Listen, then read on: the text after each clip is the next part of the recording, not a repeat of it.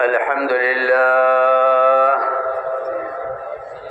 لله نحمده ونستعينه ونستغفره ونؤمن به ونتوكل عليه ونعوذ بالله من شرور أنفسنا ومن سيئات أعمالنا من يهد الله فلا مضل له ومن يضلله فلا هادي له ونشهد أن لا إله إلا الله وحده لا شريك له ونشهد أن سيدنا ونبينا ومولانا محمدا عبده ورسوله صلى الله تعالى عليه وعلى آله وصحبه وبارك وسلم تسليما كثيرا أما بعد فأعوذ بالله من الشيطان الرجيم بسم الله الرحمن الرحيم وما خلقت الجن والإنس إلا ليعبدون وقال الله سبحانه وتعالى وما أرسلنا من رسول إلا ليطاع بإذن الله وقال الله سبحانه وتعالى يا أيها الذين آمنوا اجتنبوا كثيرا من الظن إن بعض الظن إثم ولا تجسسوا ولا يغتب بعضكم بعضا أيحب أحدكم أن يأكل لحم أخيه ميتا فكرهتموه واتقوا الله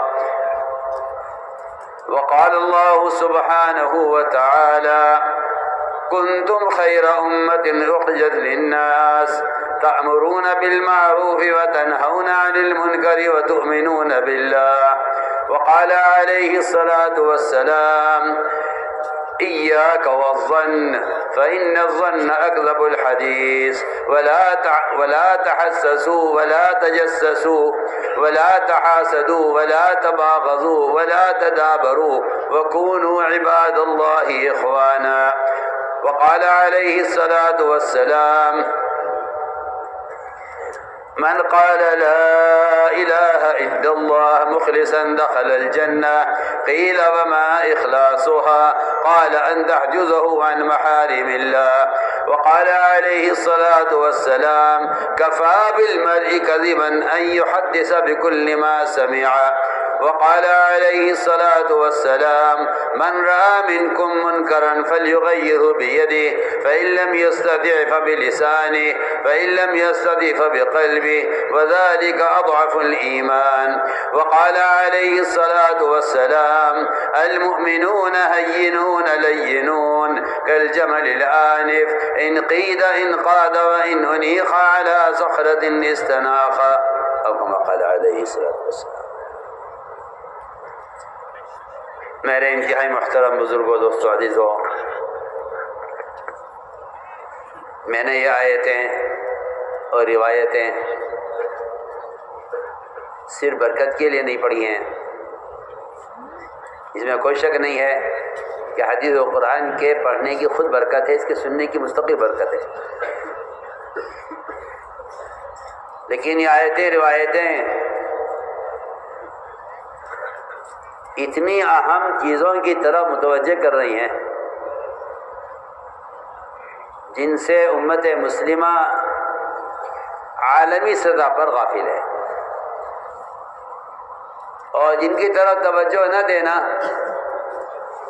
امت میں اختلاف، فساد، بدامنی، بے اعتمادی، یہ سارے امراض پیدا ہو رہے ہیں۔ ان اہم باتوں کی طرف توجہ نہ دینے کی وجہ سے مجھے عرض کرنی ہے، اس لیے بات پوری سننی ہے اور دل میں یہ عزم اور فیصلہ لے کر سننی ہے کہ جو کہا جائے گا وہ کریں گے۔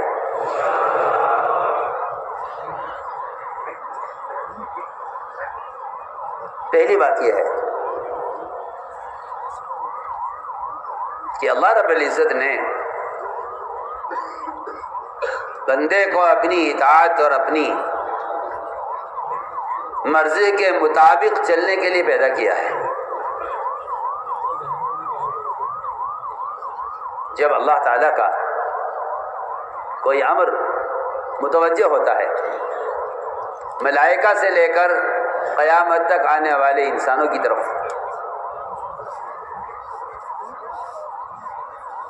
تو یہ امر اس لیے آتا ہے کہ ہم دیکھنا چاہتے ہیں کہ تم ہمارے حکم کو فوراً پورا کرتے ہو یا نہیں کرتے. اگر بندہ حال کا امر پورا کر دے تو یہ کامیاب ہے، اور اگر یہ حال کے امر کو ضائع کر دے تو یہ ناکام ہے. یہ بات نہیں ہے کہ ہم تو یہ بھی کرتے ہیں، ہم تو یہ بھی کرتے ہیں، ہم تو یہ بھی کرتے ہیں. جب بندہ کوئی امر ضائع کرتا ہے اللہ تعالیٰ کا، تو اس کی شقاوت، اس کی بدبختی یہ ہے کہ یہ اپنے کیے ہوئے اعمال کی وجہ سے احکام توڑنے والے احکام کی طرف سے بے فکر ہو جاتا ہے. آپ میری بات پر پوری توجہ دیں. ایک حکم آتا ہے بندے کی طرف،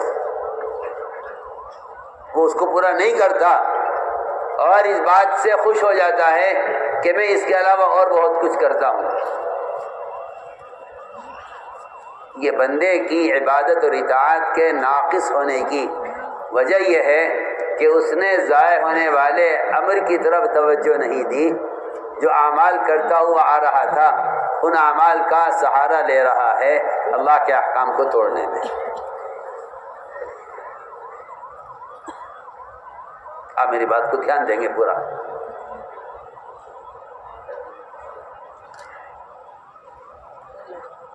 جب اسے کو گناہ ہوتا ہے تو یہ اپنے گناہ کی وجہ سے اڑ جاتا ہے یہ کہہ کر کہ اگر گناہ ہو گیا تو کیا بات ہے، میں تو حج بھی تو پڑھتا ہوں، میں نماز بھی تو پڑھتا ہوں، میں روزے بھی تو رکھتا ہوں، میں صدقات بھی تو کرتا ہوں.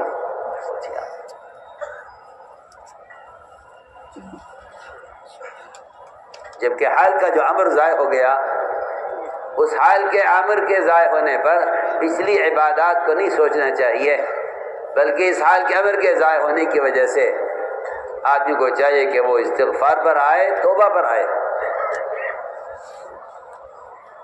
کیا مطلب توبہ کا؟ کہ توبہ کا مطلب یہ نہیں کہ آدمی کان پکڑ کے اللہ میری توبہ نہیں. توبہ کسے کہتے ہیں؟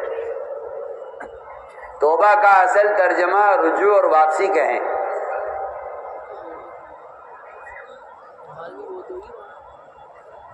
توبہ کا اصل ترجمہ رجوع اور واپسی کا ہے.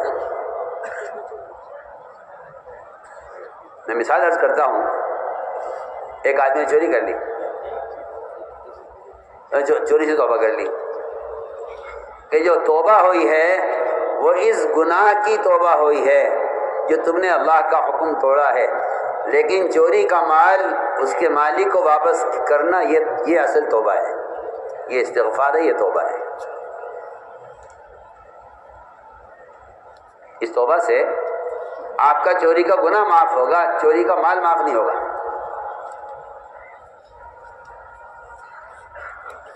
چوری کا مال نہیں معاف ہوگا، چوری کا گناہ معاف ہوگا، کیونکہ اس میں دو چیزیں ہیں. ایک اللہ کا حق مارا ہے کہ گناہ کیا ہے، ایک مخلوق کا حق مارا ہے کہ چوری کی ہے.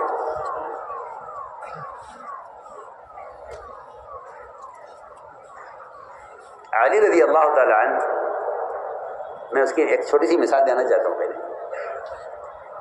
کہ جو لوگ معاملات میں ڈنڈی مار جاتے ہیں اور یہ سمجھتے ہیں کہ یہ گناہ استغفار سے معاف ہو جائے گا. علی رضی اللہ تعالی عنہ کرتے کی تلاش تھی، کرتا چاہیے تھا. یہ نہیں کوئی لا دے گا، تیسرے کہہ دیں گے، کیونکہ حدیث میں آتا ہے کہ جو آدمی اپنا کام خود کرتا ہے اس کا تعلق اللہ کے ساتھ، اللہ کا تعلق اس کی ذات کے ساتھ باقی رہتا ہے.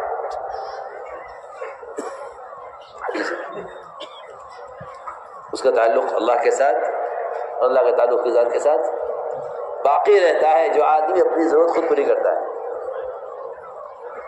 علی رضی اللہ تعالیٰ عنہ بازار کی طرف نکلے تو جس نے بھی دیکھا حضرت کو، حضرت آپ کیا چاہیے؟ کہ نہیں کچھ نہیں، ہم تو ایسے ہی دیکھنا ہے. ایک دکان پر اپنی مرضی کا، چاہت کا، اپنے ناپ کا کرتا لٹکا ہوا نظر آیا علی رضی اللہ تعالیٰ عنہ کو. تو پوچھا کہ بھئی کتنے کا ہے؟ حضرت آپ کہ نہیں بھائی دیکھنے آئے تھے، آگے بڑھ گئے۔ جو بھی ان کو پہچانتا تھا اس سے کرتا نہیں خریدتے تھے، کیونکہ یہ میری وجہ سے قیمت کم کرے گا، گویا میں ذریعہ بنوں گا اس کے مال کے نقصان کا۔ اب تو لوگ دینی تعلقات کو دنیا کے لیے استعمال کرنے کو ایک اپنا حق سمجھتے ہیں۔ جو تعلقات دین سے قائم ہوئے ہیں اس کو دنیا کے لیے استعمال کریں۔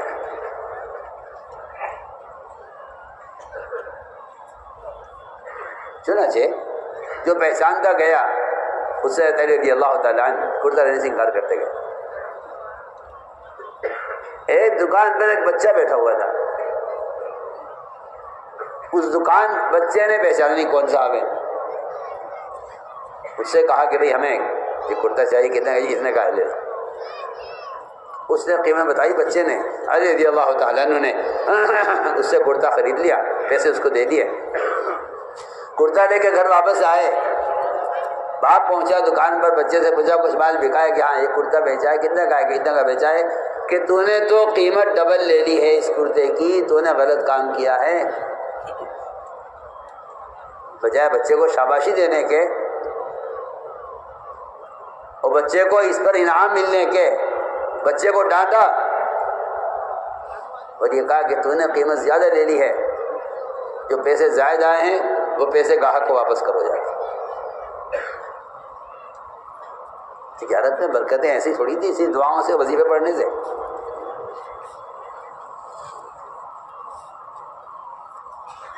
چنانچہ پوچھا اس شخص نے بچے سے کہ جو آدمی آیا تھا لینے کے لیے اس کی شکل صورت کیسی تھی، کیا تھا؟ اس نے کہا کہ اس شکل کا آدمی تھا۔ تو باپ کو شبہ ہو گیا، باپ نے کہا وہ تو ازداری ہو سکتے ہیں۔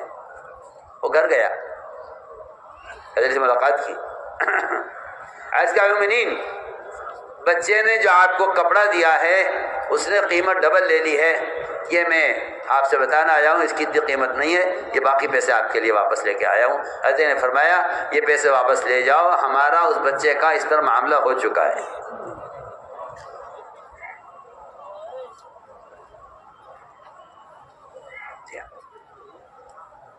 ہمارا بچے کا اس سے معاملہ ہو چکا ہے، یہ پیسے واپس لے جاؤ۔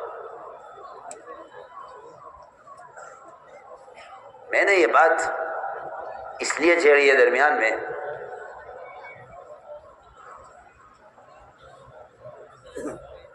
کہ اللہ رب العزت لوگوں کو ان کے اسباب میں، ان کے کاروبار میں، ان کے جسمانی تقاضوں میں اللہ تعالیٰ ان کو آزماتے ہیں کہ دیکھنا یہ ہے کہ یہ حال کے امر کو پورا کیسے کرتے ہیں۔ تو اللہ تعالیٰ اپنے بندوں کی، عمل کرنے والوں کی اللہ تعالیٰ آزمائش کرتے ہیں، اللہ آزمائش کرتے ہیں کہ بھی آزما کر دیکھیں گے یہ عمل کیسا کرتے ہیں۔ چنانچہ اللہ رب العزت نے اپنے بندوں کی اطاعت کا امتحان لیا ہے۔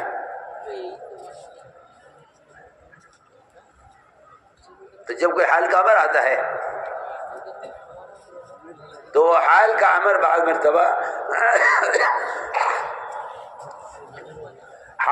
بعض مرتبہ وہ انسان کی حیثیت کے خلاف آتا ہے۔ بندے کی حیثیت ہے، اللہ تعالیٰ یہ دیکھنا چاہتے ہیں کہ اب تک کی عبادت سے اور اب تک کی محنت سے اور اب تک کی اعمال سے میرے اس بندے کے اندر تکبر پیدا ہوا ہے یا اس کے اندر اطاعت پیدا ہوئی ہے اور تواضع پیدا ہوئی ہے۔ اس لیے جو حال کا امر آتا ہے وہ تواضع اور تکبر کے امتحان کے لیے آتا ہے۔ یہ دیکھنا یہ ہے کہ ان کے اندر اب تک کی عبادت سے تواضع پیدا ہوئی، تکبر پیدا ہوا. تو اللہ رب العزت نے سب سے پہلے جو امتحان لیا ہے وہ امتحان لیا اللہ تعالیٰ نے ملائکہ کا.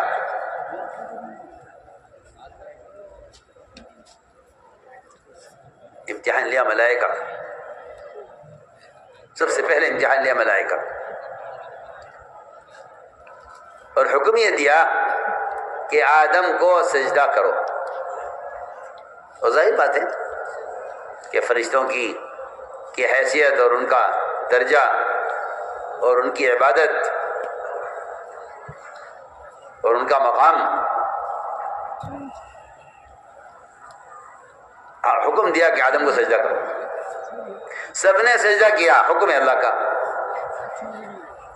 ہم یہ نہیں دیکھیں گے کہ ہمیں حکم دیا جا رہا ہے اپنے سے ادنا کی طرف جھکنے کا، حکم ہے تو ہم پورا کریں گے، اس لیے کہ اللہ کا حکم اعلیٰ ہے. سجدہ کس کو کیا جا رہا ہے یہ سوال نہیں ہے، سجدہ کرنے کا حکم کون دے رہا ہے سوال اس کا ہے. بس یہ سوچ کا فرق ہے. ملائکہ کامیاب ہو گئے کہ سجدہ کا حکم کرنے والا کون ہے. شیطان ناکام ہو گیا کہ جس کو سجدہ کیا جا رہا ہے وہ کون ہے. تو وہاں شیطان ابلیس نے صاف کہہ دیا کہ انا خیر من، میں ان سے بہتر ہوں، میں سجدہ نہیں کر سکتا.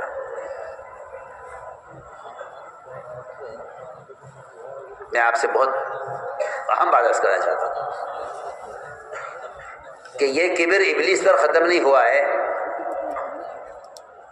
بلکہ شیطان نے ایمان والوں کو گمراہ کرنے کے لیے جو کام خود کیا تھا اس کام کا مشورہ سب کو دیا ہوا ہے کہ جب کوئی حکم تمہاری حیثیت کے خلاف آئے تو تم اس حکم کا انکار کر دینا. میں آپ سے صاف سے عرض کرتا ہوں کہ اگر مسلمان کسی ایک سنت پر عمل کرنے میں اس سنت کو اپنی حیثیت کے مقابلے میں ہلکا سمجھتا ہے تو اس میں اور ابلیس میں کوئی فرق نہیں ہے. اس میں ابلیس میں کوئی فرق نہیں ہے. اس میں ابلیس میں کوئی فرق نہیں ہے کیونکہ اس نے سجدے کا جو انکار کیا ہے وہ انکار کیا ہے کبر کی وجہ سے.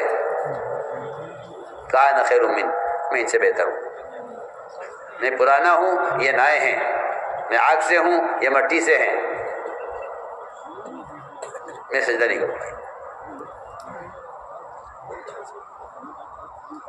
تو میں نے عرض کیا کہ غلطی کرنے والی لوگوں کی دو قسم ہوتی ہیں، ایک غلطی کر کے اڑنے والے، ایک غلطی کر کے ڈرنے والے.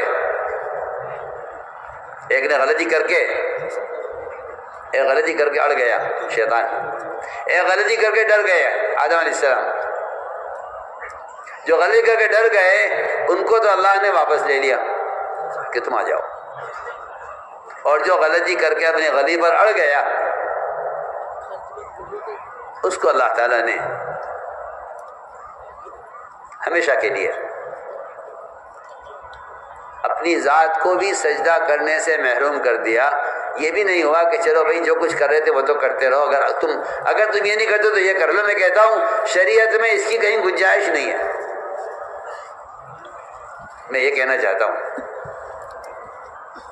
کہ آدمی حال کے امر کو ضائع کر کے یہ کہے کہ میں یہ نہیں کروں گا یہ کر لوں گا، یہ نہیں کروں گا یہ کر لوں گا، یہ میں کہتا ہوں کہ بس ابلیس کے انکار کا مقصد ہی یہی ہے کہ آپ مجھے اپنے کو سجدہ کرنے کو کہیں میں تیار ہوں، ان کو سجدہ کرنے کے لیے کہیں تو میں تیار نہیں، کیونکہ یہ امر میری حیثیت سے نیچا ہے. ہم نے عرض کیا کہ حال کا امر پورا کرنا، میں سب سے پہلے آپ سب سے عرض کروں گا کہ حال کے امر کا پورا کرنا کامیابی ہے، حال کے امر کا ضائع کرنا ناکامی ہے. اللہ تعالیٰ کے امر کا انکار جو سب سے پہلے آسمانوں میں ہوا ہے وہ تکبر و حسد کی وجہ سے ہوا ہے. اور دنیا میں جو پہلا قتل ہوا ہے وہ حسد کی وجہ سے ہوا ہے۔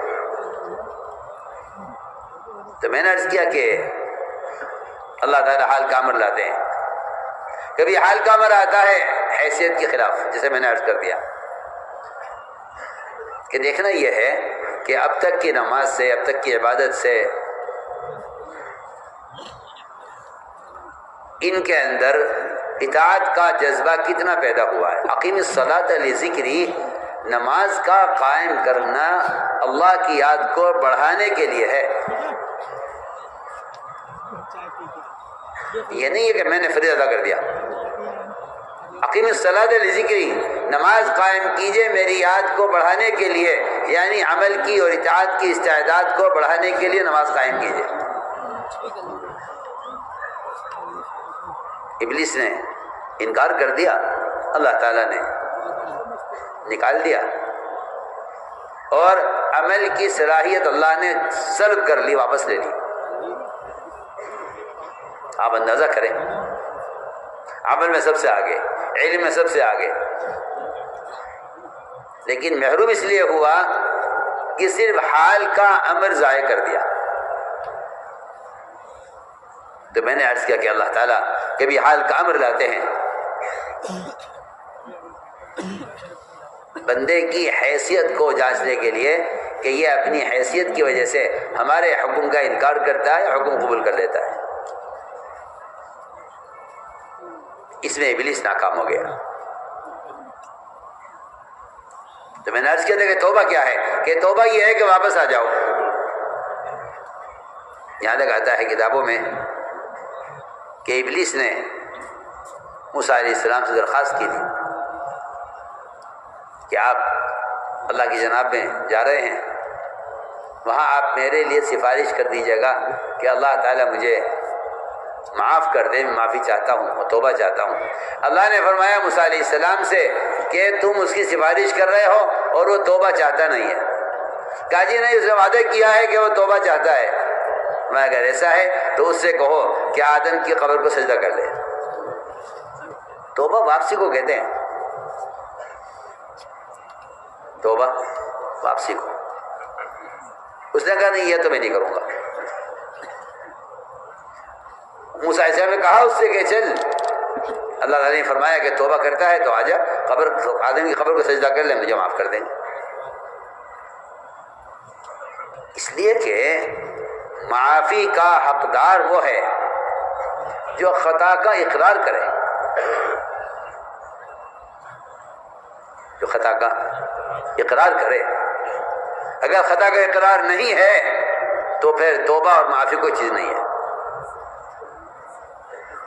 یعقوب علیہ السلام کے بیٹوں نے یعقوب علیہ السلام سے کہا تھا کہ ہم سے غلطی، ہم سے خطا ہو گئی ہے۔ فرمایا ہاں، میں جمعہ کی رات کا انتظار کر رہا ہوں تمہارے لیے استغفار کرنے کے لیے، اللہ سے تمہارے لیے دعا مغفرت کروں گا۔ اور بھائیوں نے کہا تھا بھائی سے، یوسف علیہ السلام سے،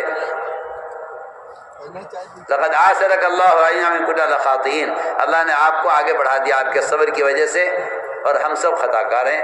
انہوں نے کہا تم اگر خطا کا اقرار کر رہے ہو تو آج میں تم سے کہتا ہوں کہ تم بھائیوں پر کوئی الزام نہیں۔ لیکن میں پھر عرض کرتا ہوں کہ حقوق اللہ میں ہو یا حقوق العباد میں، بندہ اپنی خطا کا اقرار کیے بغیر گناہ معاف نہیں کرا سکتا۔ تو میں نے عرض کیا کہ حیثیت، اللہ تعالیٰ حکم لا دے حیثیت کے خلاف۔ دوسرا امتحان وہ انبیاء علیہ السلام کا ہے کہ ہم انبیاء علیہ السلام کو بڑے سخت امتحان سے گزارتے ہیں۔ ہم دیکھنا چاہتے ہیں کہ یہ ہمارے امر کو اپنی چاہت کے خلاف پورا کرتے ہیں۔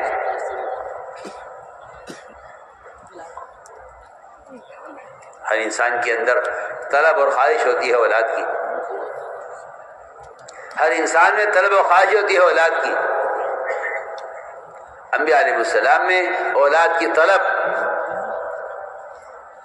وہ اللہ تعالیٰ کی طرف سے آئی ہوئی امانت کی حفاظت، یہ نبیوں کے اولاد چاہنے کی غرض ہوتی ہے. آج کل کے مالداروں کی طرح نہیں کہ وہ مالدار ہیں اور اولاد نہیں ہے تو پریشان ہے کہ مال کا کیا ہوگا.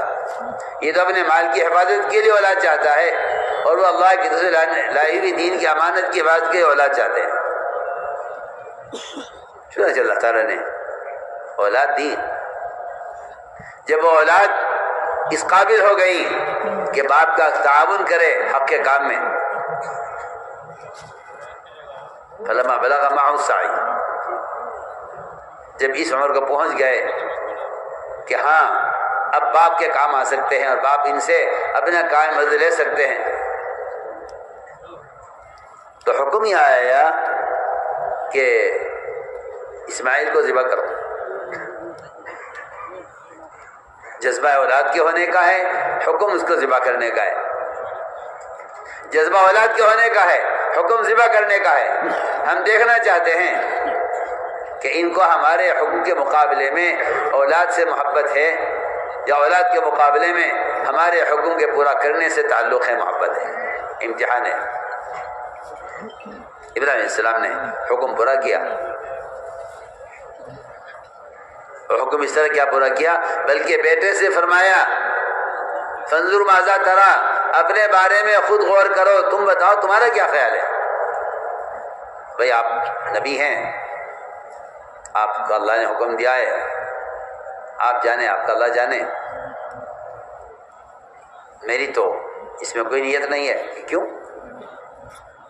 تم اللہ کے لیے جان دے رہے ہو، تمہارا اپنا کیا خیال ہے؟ ایک بچے کے ذبح ہونے کے لیے بھی ابراہیم علیہ السلام نے ان سے نیت کروائی.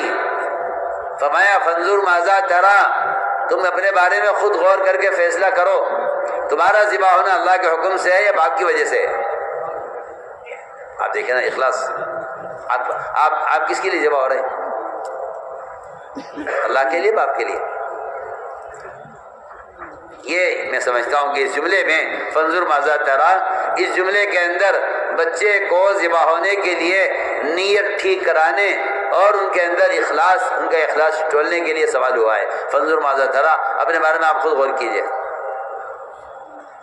بچے نے بھی ایسا سخت جواب دیا ہے اور ایسی پاک صاف نیت اس جواب سے ظاہر ہوتی ہے کہ بچے نے کہا افعل ما تؤمر، آپ مامور ہیں، آپ کو وہ کرنا چاہیے جس کا اللہ نے آپ کو حکم دیا ہے. آپ تو مجھے صبر کرنے والا جبن والا پائیں گے، آپ وہ کیجیے، آپ کا اللہ نے حکم دیا ہے. حضور اکرم آپ غور کیجئے، آپ صلی اللہ علیہ وسلم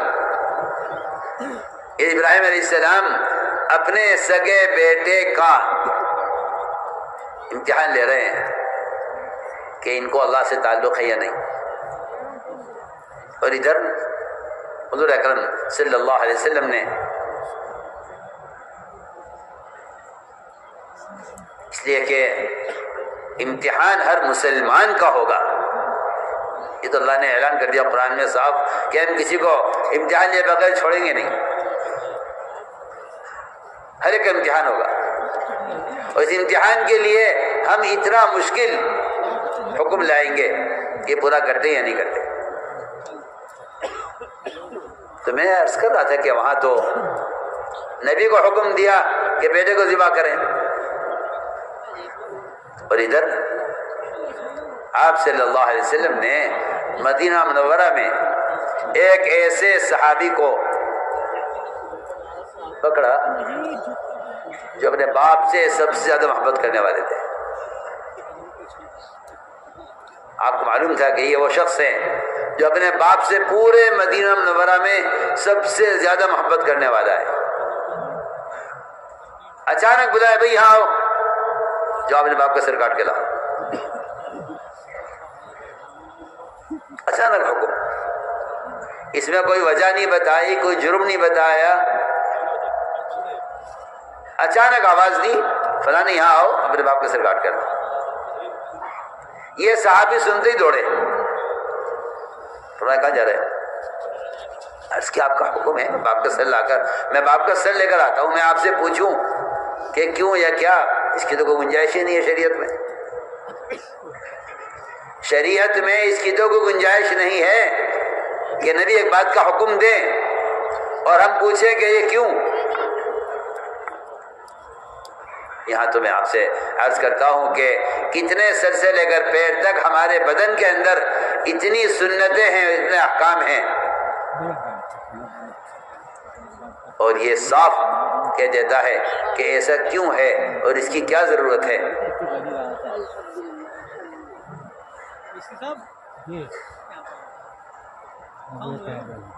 چنانچہ یہ صحابی دوڑے، میں کہاں جا رہے ہو؟ اللہ آپ کا حکم ہے، میں باپ کے سر لے کر آتا ہوں. میں نہیں، ہاں ہمیں رشتے توڑنے کے لیے نہیں بھیجا گیا ہے، ہم تو یہ دیکھنا چاہتے تھے کہ تمہیں محبت ہم سے زیادہ ہے باپ سے زیادہ ہے. یہ امتحان تھا، امتحان میں تم کامیاب ہو گئے. یہ امتحان تھا، تم اس میں کامیاب ہو گئے. ہم دیکھنا چاہتے تھے محبت ہم سے زیادہ ہے باپ سے زیادہ ہے. صحابی نے فوراً عمل کا ارادہ کر لیا اور دوڑے. آپ نے بلا کر فرمایا کہ نہیں، ہم دیکھنا چاہتے تھے کہ محبت کس سے زیادہ ہے.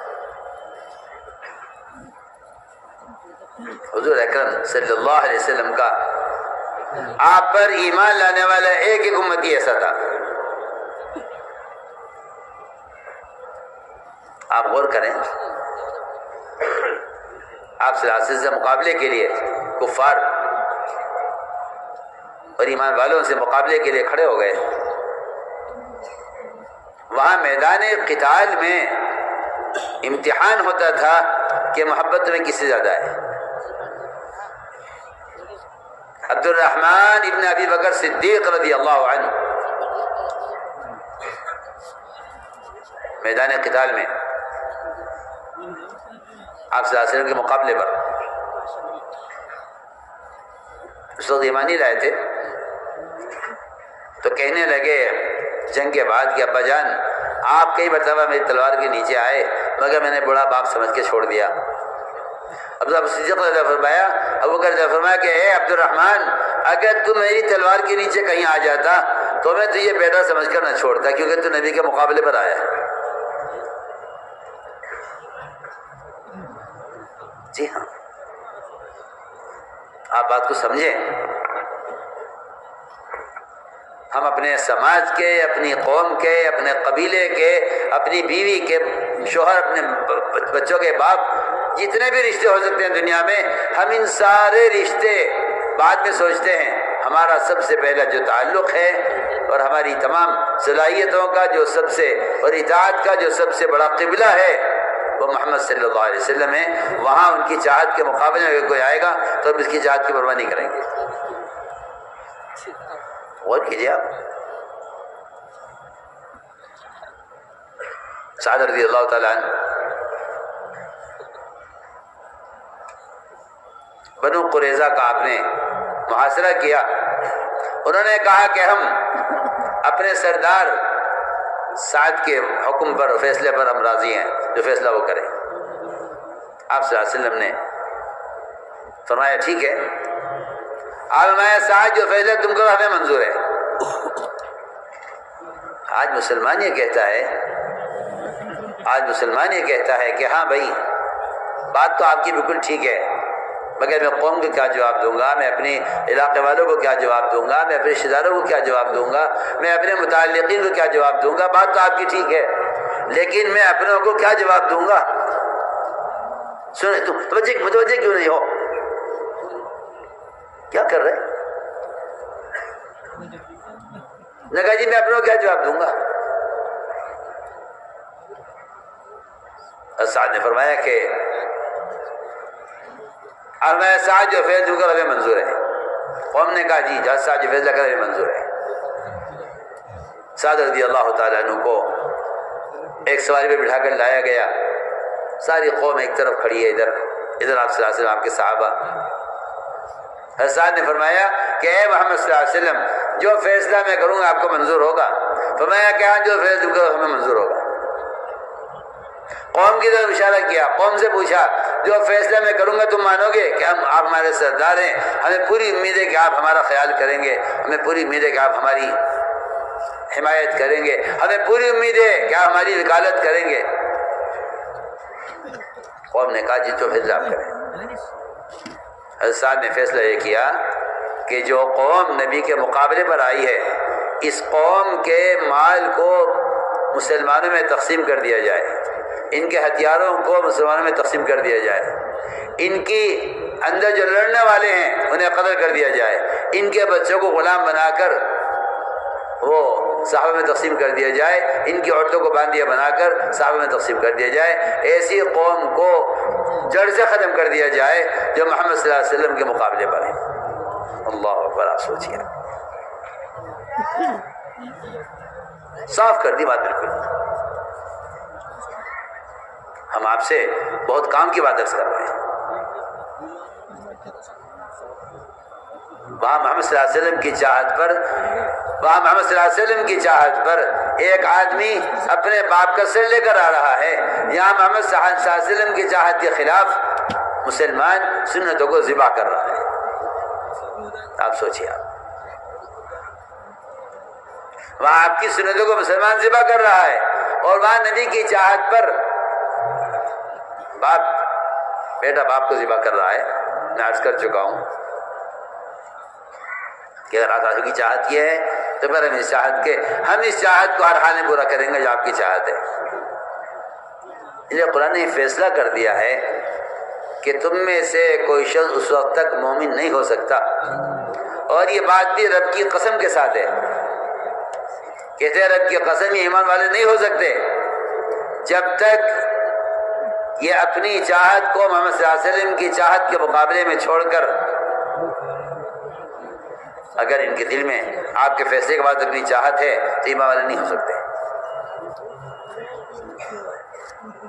یہ آیت جب نازل ہوئی فلا وربک لا حتی یحکموک فیما شجر بینہم، تیرے رب کی قسم یہ لوگ ایمان والے نہیں ہو سکتے جب تک محمد صلی اللہ علیہ وسلم کی چاہت کو اپنی چاہت پر غالب نہ کر لیں اور آپ صلی اللہ علیہ وسلم کے فیصلے کو دل کے انشراح کے ساتھ قبول نہ کر لیں، یہ مومن نہیں ہو سکتے۔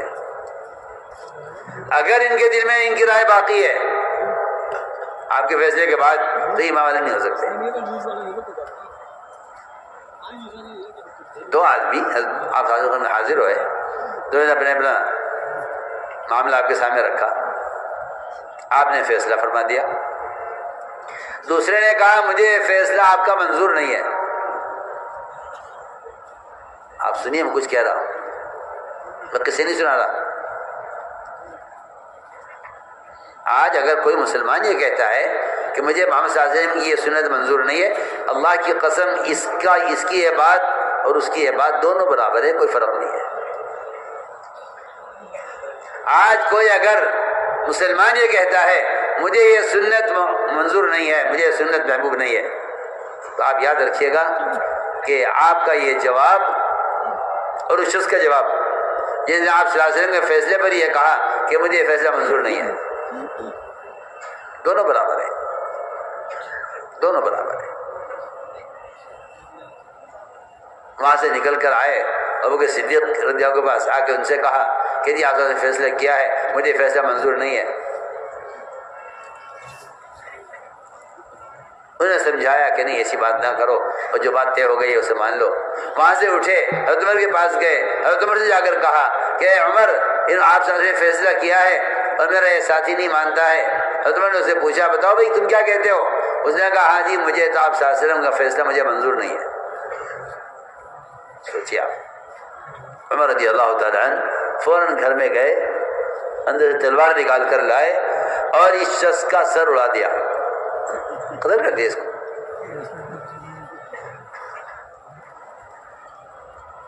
میں آپ سے بہت کام کی بات، بہت بنیادی بات عرض کر رہا ہوں۔ یہ امت اطاعت کی بنیاد پر جمع ہوئی تھی، اس لیے اس امت کی اجتماعیت یہ ایسا مضبوط قلعہ تھا ایسا مضبوط قلعہ تھا کہ باطل کو کہیں سے داخل ہونے کا راستہ نہیں ملتا تھا. میں اس کی مثالیں آپ کو پیش کروں گا. باطل کو کہیں سے گھسنے کا راستہ نہیں ملتا تھا. یہ کہاں سے گھسے ان کے بیچ میں؟ کیونکہ آپ صلی اللہ علیہ وسلم جس بات کے بارے میں فیصلہ کر دیا کرتے تھے اس فیصلے کو دل کی رضا اور خوشی کے ساتھ تسلیم کرنا، بس یہی سارے ایمان کا خلاصہ ہے. کل میں نے عرض کیا تھا کہ جو غیب کی خبریں تھیں انہیں جو نے تسلیم کیا ہے وہ کامیاب ہے، جو انہیں شک کیا وہ ناکام ہو گئے. میں عرض کر رہا ہوں کہ ان خبروں کے ساتھ جو احکام آئے ہیں ان احکام کو جس نے پورا کر دیا وہ کامیاب ہو گیا، جس نے حال کے عمل کو ضائع کر دیا وہ ناکام ہو گیا. چنانچہ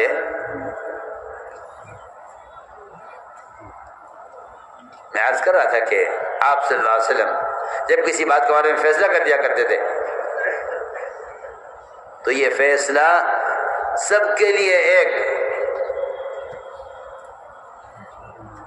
اس فیصلے کے لیے سب ایسے آہنی دیوار ہو جاتے تھے کہ مجال نہیں ہے کہ کہیں سے باطل داخل ہو سکے. میں ایک مثال عرض کرتا ہوں کیونکہ لوگوں کے جو آپسی ایک دوسرے تعلقات ہوتے ہیں وہ تعلقات تقاضا کرتے ہیں سنت کی مخالفت کا، سنت کے چھوڑنے کا. اور وہاں حال یہ تھا کہ اللہ نے امتحان لیا.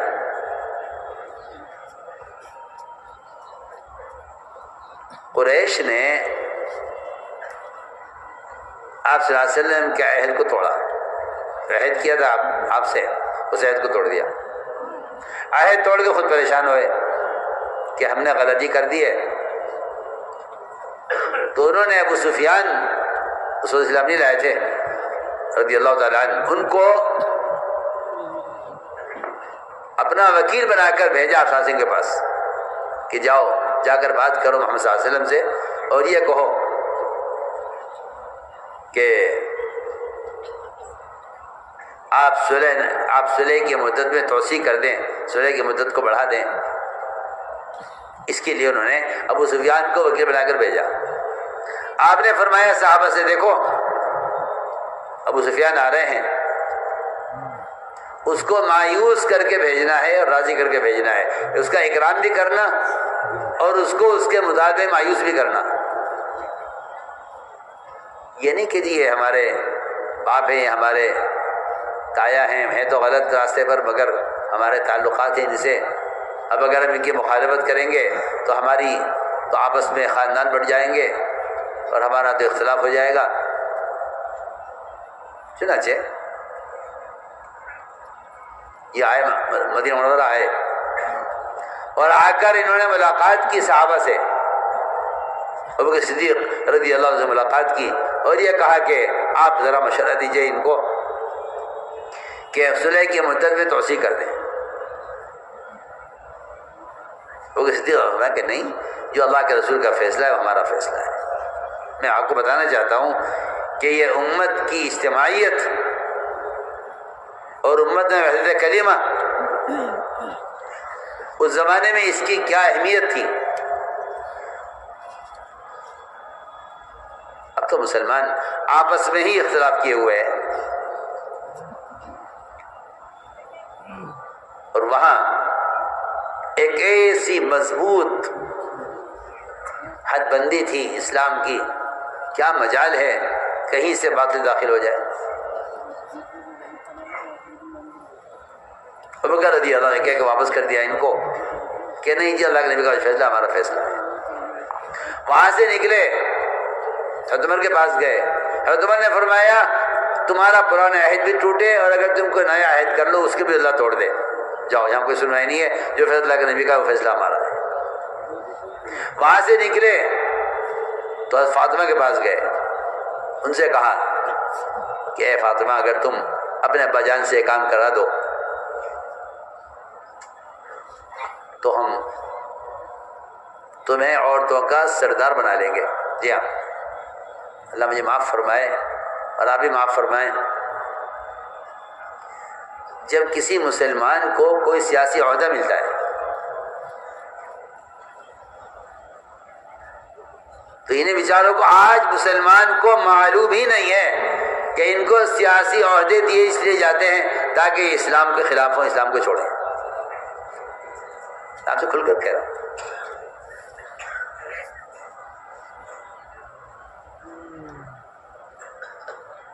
عبداللہ بن حذافہ رضی اللہ تعالیٰ عنہ کو نصرانی بادشاہ نے آدھی حکومت دینے کا فیصلہ کیا تھا، صرف اس بات پر کہ آپ نصرانی ہو جائیے، میں آپ کو آدھی حکومت دیتا ہوں۔ یہ تو پرانی بات ہے، ہمیشہ کا دستور ہے یہ، اور یہ باطل کا معمول ہے کہ وہ اہل حق کو حق سے ہٹانے کے لیے ان پر عہدے اور منصب اور حکومتیں اور ان پر مال اور دولت یہ پیش کرتے ہیں، یہ ہمیشہ کا معمول ہے۔ میں نے سب جواب دیا تھا کہ نہیں، میں اپنا دین نہیں چھوڑ سکتا، آپ مجھے آدھا ملک دے دیں، آدھا مال دے دیں، آدھی فوج دے دیں، آدھا اختیار مجھے دے دیں ملک پر، میں اپنا دین نہیں چھوڑوں گا۔ تو عمر رضی اللہ عنہ فاطمہ سے کہا کہ ہم آپ کو اپنا سردار بنا لیں گے اگر آپ ہمارے لیے سفارش کر دیں اپنے ابا جان سے، اور سب جواب دیا کہ نہیں، ایسا نہیں ہو سکتا، جاؤ یہاں سے، ہمیں تمہارے عہدے چاہیے اور جو اللہ کے نبی کا فیصلہ ہمارا فیصلہ ہے۔ وہاں سے نکلے ابو سفیان تو خیال آیا کہ سب سے ملاقات کر رہا ہوں، میری اپنی بیٹی آپ کے نکاح میں، اگر بیوی آپ صلی اللہ علیہ وسلم کی بیوی ہے ام حبیبہ، اگر یہ بات مان لے میری اور میری بیٹی ہے، میری بیٹی میرا خیال کرے گی۔ وہاں پہنچے گھر میں ام حبیبہ کے یہاں، جیسی چادر پر بیٹھنے لگے، آپ صلی اللہ علیہ وسلم کا بستر بچھا ہوا تھا، فرمایا گندا ہے، ناپاک، ابھی ٹھہر جا، کھڑا رہے، یہ اللہ کے نبی کا بستر ہے، تو نجس ہے، ناپاک ہے، اس پر نہ بیٹھ، اس پر وحی آتی ہے۔ ام حبیبہ نے آپ صلی اللہ علیہ وسلم کا بستر لپیٹا، ایک طرف رکھا، وہ چارپائی بھی اس کو بٹھایا، بتاؤ کیا بات ہے، کیسے آنا ہوا ہے، کیا چاہتے ہو؟ انہوں نے کہا کہ بیٹی ہم پر یہ حالات ہیں، اس وقت ہم پریشان ہیں، تم ہمارے لیے سفارش کر دو کہ مدت کی کو توسیع کی مدت کو بڑھا دیا جائے۔ ام حبیبہ نے سگی بیٹی نے جواب کیا دیا کہ نہیں، فیصلہ اللہ کے رسول کا ہے، ہم اللہ کے رسول کے فیصلے کے تابع ہیں، hamaरा آپ کا رشتہ باپ بیٹی کا وہ بعد میں ہے، ہمارا رشتہ محمد صلی اللہ علیہ وسلم سے پہلے ہے۔ سوچیے آپ، دو سگے بھائی، ایک ماں باپ کی اولاد، دو سگے بھائی، ایک ماں باپ کی اولاد، لیکن ایک انصاری ہے، دوسرا کفر پر ہے، سگا بھائی۔ تو جب انصاری بھائی، جب یہ انصاری بھائی جب جو ہے اس کو باندھا گیا، ایک صحابی نے ان کے بھائی کو باندھا جو کفر پر تھے اور مقابلے پر آئے تھے، جب ان کو باندھنے لگے تو اس کا سگا بھائی کہہ رہا تھا مسلمان سے، صحابی سے، کہ دیکھو اس کو ذرا اچھی طرح باندھنا، اس کی ماں بہت مالدار ہے۔ میری بات تو آپ توجہ دیں، سگا بھائی کہہ رہا ہے صحابی سے کہ دیکھو اس کو اچھی طرح باندھنا، اس کی ماں بہت مالدار ہے، اگر اس کی ماں نے فدیہ مانگا اس کا تو بہت فدیہ ملے گا، اس کا اگر بدلے میں مال مانگا بہت مال ملے گا۔ تو وہ یہ کہہ رہا ہے کہ بھائی تم میرے سگا بھائی نہیں ہو؟ کہہ لگا نہیں، میرا سگا بھائی تو یہ انصاری ہے جو ایمان لایا ہے۔ آپ سنیے تو صحیح، میرا سگا بھائی تو یہ ہے مسلمان جو آپ کو باندھ رہا ہے، میرے بھائی تو آپ جب ہیں جب آپ میرے دین میں آ جائیں۔ میں عرض کرنا چاہتا ہوں کہ صحابہ کے بارے میں اللہ تعالیٰ کا یہ فرمانا رجال صدقوا ما عاهدوا اللہ علیہ، یہ جملہ صرف آپ پر ایمان لانے کا نہیں ہے، یہ جملہ ہے کہ، اور یہ میں عرض کر دیتا ہوں کہ صرف مال کا خرچ کر دینا، یہ صحابہ کرام کو جو اللہ کی طرف سے مقام اور عہدہ ملا ہے رضی اللہ عنہ کا یہ تھی وہ ناگواریاں جو صحابہ نے اسلام کے لیے برداشت کی. ہم عرض کرنا چاہتے ہیں کہ یہ امت اس طرح اس اطاعت سے مجتمع ہوئی تھی، اطاعت سے مجتمع ہوئی تھی. تو میں نے عرض کیا کہ کبھی اللہ کا حکم آتا ہے حیثیت کے خلاف، کبھی حکم آتا ہے اپنے اندر کے جذبے کے خلاف، اور کبھی ایسا ہوتا ہے کہ اللہ تعالیٰ ایک کام کے کرنے کا حکم دیتے ہیں کہ یہ کرنا ہے، اور جب بندہ اسے کرنے کے قریب پہنچتا ہے تو اچانک رکاوٹ پیش آ جاتی ہے. اللہ تعالیٰ حکم دیتے ہیں کہ یہاں سے واپس ہو جاؤ. حضور اکرم صلی اللہ علیہ وسلم اپنے صحابہ کو لے کر عمرے کے لیے تشریف لائے. حدیبیہ کا موقع، عمرے کا شوق صحابہ میں کہ عمرہ کریں گے، اللہ کے گھر کی زیارت کریں گے.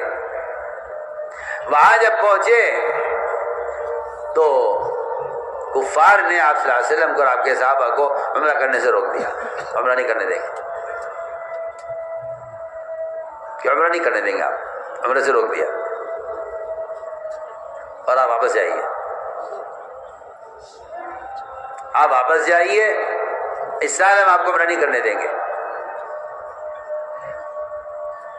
آپ نے صحابہ کو حکم دیا کہ واپس چلو. صحابہ کے اندر جذبہ عمرہ کرنے کا، آپ کو حکم واپس چلنے کا. یہاں سخت امتحان ہے، یہاں سخت امتحان. کون ہے ایسا جو اپنے جذبے کو پورا کرنے کے لیے نبی کی چاہت کی مخالفت کرے؟ آپ غور کریں، یہ واقعہ بہت عجیب و غریب واقعہ ہے. کب سے صحابہ تمنا کرتے تھے مدینہ منورہ میں رہ کر کب ہم مکہ دیکھیں گے، کب اللہ کے گھر کی زیارت کریں گے، کب ہم طواف کریں گے. آج جو پہنچے یہاں تو اللہ کا حکم ہی آ گیا کہ واپس چلو. اللہ کا حکم کہ واپس جاؤ. ہم دیکھنا چاہتے ہیں کہ کس کے اندر شوق ہے نبی کے حکم کے خلاف عمرہ کرنے کا، اور کس کے اندر شوق ہے نبی کی اطاعت کر کے واپس جانے کا. یہ امتحان تھا، سخت امتحان. عمر رضی اللہ تعالیٰ ایک کے پاس جائیں، کیا ہم حق پر نہیں ہیں؟ کیا اللہ کا وعدہ حق نہیں ہے؟ کیا اللہ کا گھر سب کے لیے نہیں ہے؟ ہر ایک کہتا کہ عمر 100 باتیں ایک طرف، اللہ کے رسول کا حکم ایک طرف. حکم ہی ہے چلو واپس. چنانچہ آپ صلی اللہ علیہ وسلم نے اپنے حلاق سے کہا میرا سر مونڈ دے. وہ سر مونڈ رہا تھا آپ کا، تو بعض صحابہ نے اس خیال سے سر نہیں منڈوایا کہ بال کتروا دو، شاید اجازت مل جائے، شاید اب خبر آ جائے، شاید ان روکنے والوں کو رحم آ جائے. مسئلہ اس کا نہیں ہے، صرف مسئلہ اس کا ہے کہ نبی کا حکم آ چکا ہے واپس چلنے کا، تو اب آپ کے دل میں کیوں ہے عمرہ کرنے کا شوق؟ سنیے تو صحیح. آپ جب نبی نے کہا واپس چلو تو آپ کے اندر عمرہ کرنے کا شوق کیوں ہے؟ چنانچہ حضور اکرم صلی اللہ علیہ وسلم نے سر مڑانے والوں کے لیے مغفرت کی دعا فرمائی 3 مرتبہ. بال کتروانے والوں نے جب یہ دیکھا کہ ہماری لیے دعا نہیں ہو رہی ہے اور دعا صرف ان کے لیے ہو رہی ہے کیونکہ انہوں نے آپ صلی اللہ علیہ وسلم کی پوری اطاعت کی ہے، انہوں نے سر مڑایا نہیں، اس امید پر بال کتروائے کہ شاید اب بھی اجازت مل جائے عمرہ کرنے کی، اب بھی شاید اجازت مل جائے عمرہ کرنے کی. کہ آپ کے دل میں عمرے کا ارادہ کیوں ہے اب جب حکم آ گیا کہ واپس چلو؟ سنیے آپ، انہوں نے بال کتروائے، ان کے لیے دعا مغفرت نہیں ہوئی.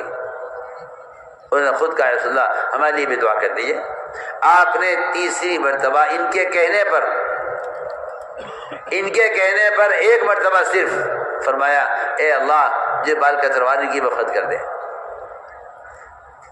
ورنہ 3 مرتبہ بغیر طلب کے 3 مرتبہ آپ صلی اللہ علیہ وسلم نے مغفرت کی دعا ان کے لیے کی ہے جو نے سر مڑایا ہے، کیونکہ ان کے دل میں یہ ہے کہ واپس جانا ہے.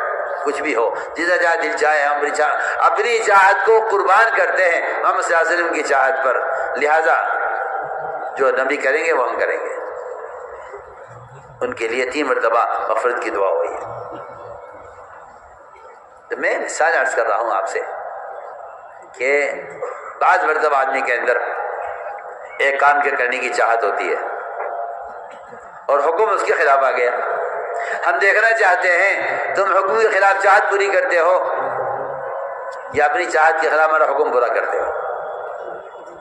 اگر تم حکم کے خلاف چاہت پوری کرتے ہو تو پھر تم ناکام ہو، اور اگر تم چاہت کے خلاف حکم پورا کر دیتے ہو تو تم کامیاب ہو۔ میں تو آپ کو مثال دے رہا ہوں حال کے عمر کی کہ حال کا عمر آگے کا واپس جاؤ۔ تو میرے دوستوں، بزرگوں، عزیزوں، اس طرح کبھی اللہ کا حکم آتا ہے حیثیت کے خلاف، کبھی حکم آتا ہے جذبے کے خلاف، کبھی حکم آتا ہے فطری تقاضوں کے خلاف، اور کبھی حکم آ جاتا ہے اللہ تعالیٰ کا عبادت اور عمل کے معمول کے خلاف۔ ہم دیکھنا چاہتے ہیں کہ نبی کی اطاعت کا، آپ کے اندر نبی کی اطاعت کا کتنا جذبہ پیدا ہوا اب تک کے عمل سے۔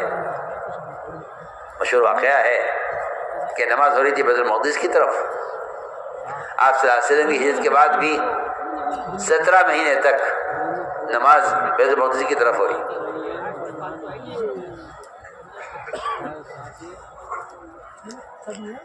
ظہر کی نماز آپ پڑھا رہے تھے، اچانک 2 رکعت ہو چکی تھی، 2 رکعت باقی تھی۔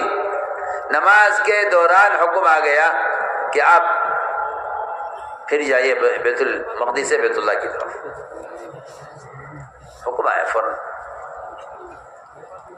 کیوں نماز کے دوران آیا؟ کہ ہم دیکھنا چاہتے ہیں کہ یہ اتنا بڑا حکم ہے قبلے کا بدل جانا، یہ نماز نہیں بدل گھوم جاتے ہیں قبلے کی طرف، یا یہ 2 رکعت اور پڑھ لیتے ہیں ادھر؟ حال کے عمر کا پورا کرنا۔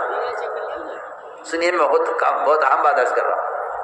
آپ اللہ کے حکم کو اتنی دیر کے بھی نہیں ٹال سکتے کہ چلو ابھی تو پوری کر لو، عصر سے ادھر پڑھ لیں گے۔ یہ حکم آیا نماز کے دوران، یہ حکم آیا نماز کے دوران۔ 2 رکعت ظہر کی ہو چکی، 2 رکعت باقی تھی۔ حکم آتے آپ صلی اللہ علیہ وسلم گھوم گئے، اور جتنی مسجدوں میں اس وقت نماز ہو رہی تھی سر جگہ لوگ اعلان کرتے پہنچ گئے کہ بھئی قبلہ بدل گیا ہے، قبلہ بدل گیا ہے، قبلہ بدل گیا ہے۔ جہاں جہاں بھی لوگ نماز پڑھ رہے تھے بیت المقدس کی طرف، سب کا رخ کر دیا بیت اللہ کی طرف۔ اللہ نے ایسا کیوں کیا؟ کیا حکمت ہے؟ کہ حکمت یہ ہے کہ ہم دیکھنا چاہتے ہیں کہ کون نبی کے حکم کے ساتھ ساتھ گھوم جاتا ہے اور کون یہ کہتا ہے نہیں جی ہم تو پہلے قبلے پر رہیں گے، یا کوئی یہ کہے کہ چلو ادھر بھی رکھو، ادھر بھی رکھو، جی آباد اللہ معاف کرے۔ ایسے بھی ہوتے ہیں کہ یہاں بھی تعلق رکھو، وہاں بھی تعلق رکھو، کہ نہیں۔ تو ہم نے عرض کیا کہ کبھی حکم آ جاتا ہے اللہ تعالیٰ کی طرف سے معمول کے خلاف، کہ معمول چل رہا تھا بیت المقدس کی طرف نماز کا، اچانک حکم آ گیا کہ آپ رخ پھیر لیجیے بیت المقدس سے بیت اللہ کی طرف۔ اللہ تعالیٰ فرماتے ہیں قرآن میں کہ ہم نے قبلے کو بدلا ہی اس لیے ہے تاکہ ہم تمہاری چھٹائی کریں، ہم دیکھیں، امتحان لیں کہ تم میں سے کون نبی کی اطاعت پر ہے، کون نبی کی اطاعت پر نہیں ہے۔ دوستو عزیزو، میں نے عرض کیا کہ یہاں حکم آ گیا معمول کے خلاف۔ کبھی حکم آ جائے گا اچانک، انسان ہے، اس کے اندر بھوک کا بھی تقاضا، پیاس کا بھی تقاضا،